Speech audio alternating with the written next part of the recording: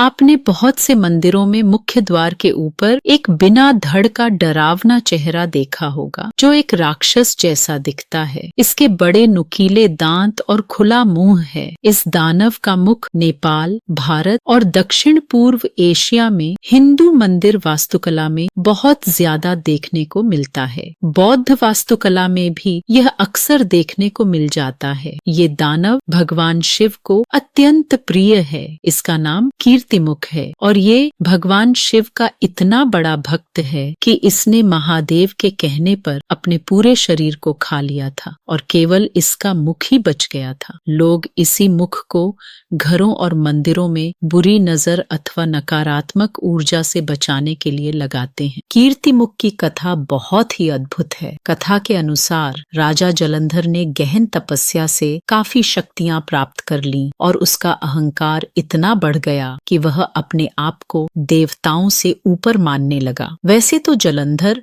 भगवान शिव का ही अंश था, लेकिन अहंकार में वो देवी पार्वती से अपना रिश्ता भूल गया और अपने दूत राहु को भगवान शिव के पास भेजा और पार्वती को उसे दे देने के लिए कहा। दूत ने जैसे ही जलंधर का संदेश भगवान शिव को दिया, वैसे ही भोलेनाथ रौद्र रूप में आ गए और शिव की भौहों के बीच से उत्पन्न हुआ कीर्तिमुख। कीर्तिमुख का मुंह सिंह के समान था। उसकी आंखों से आग की ज्वालाएं निकल रही थीं और उसकी जीभ लपलपा रही थी। भगवान शिव ने क्रोध में जो दानव को पैदा किया था उसे उन्होंने राहु को खा जाने का आदेश दिया। राहु को अपनी भूल का एहसास हुआ तो उसने भगवान शिव से क्षमा मांगी। शिव जी ने उसे माफ कर दिया और उस दानव को राहु को खाने से मना कर दिया। लेकिन उस दानव ने कहा कि उसे किसी को खाने के लिए पैदा किया गया है, तो वह अब क्या करे। शिवजी ने उसे यूं ही कह दिया कि एक काम करो, तुम अपने ही शरीर को ही खा जाओ। शिवजी को एहसास नहीं हुआ कि वो दानव उनके उस आदेश का भी पालन करेगा।